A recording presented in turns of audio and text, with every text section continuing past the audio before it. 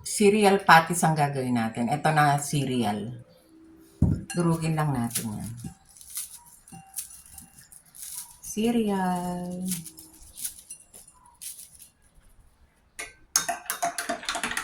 Lagyan natin milk. Tingnan natin kung okay na siya.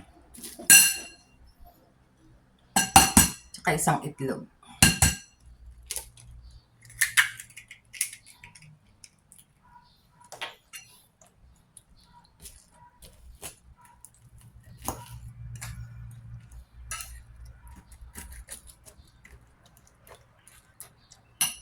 Haluin muna natin mabuti. Kailangan ganito na siya kalapot. Dinagdagan ko pa ng cereal. Piprito na natin. Yan, pinainit ko na yung kawali. Lagyan natin olive oil.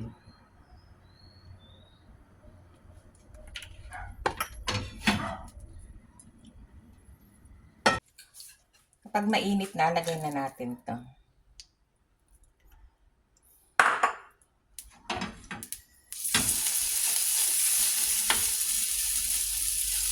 Maluluto na.